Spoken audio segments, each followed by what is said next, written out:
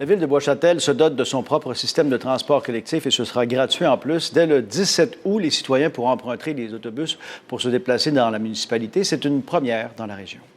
Je vous présente les deux types de véhicules qui vont sillonner les rues de Bois-Châtel à partir de ce samedi. D'abord, le minibus au propane opéré par Plus-Value avec une vingtaine de places à l'intérieur. C'est un service qui est gratuit, donc vous pourrez vous déplacer sans avoir à débourser de montant.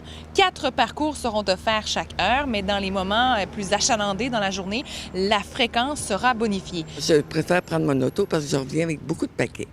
Mais ça peut être utile à certains moments. Si à un moment donné, pour une raison ou une autre, je ne suis pas capable de conduire, bien, je pourrais prendre le transport en commun.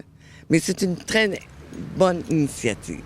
Peut-être qu'au lieu de prendre ma voiture pour venir juste chez IGA, bien, peut-être que j'emprunterai. Je ferai un bout à pied, puis quand je vais m'en retourner, je vais prendre le transport en commun. Moi, j'étais dans un coin quand j'étais jeune qu'il n'y en avait pas beaucoup, puis mes parents auraient donc aimé qu'il y en ait. Fait que je me dis, pour ma fille plus tard, ça va être une bonne option si ça dure. Je le souhaite.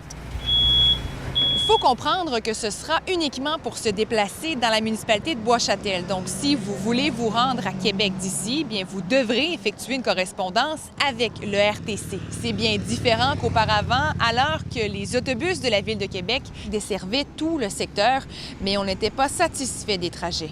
Il n'y avait pas de problème comme tel. C'était la couverture du territoire qui était seulement de 7 km versus présentement, on va desservir le territoire sur 24 km. Le RTC facturait environ 730 000 $ par an à Bois-Châtel pour le service. On parle d'une économie d'argent avec ce nouveau transport offert. Il y a également 2 de ces véhicules qui vont être offerts pour le transport adapté. La situation sera analysée au cours des 4 prochains mois, à savoir si on va bonifier le service en place.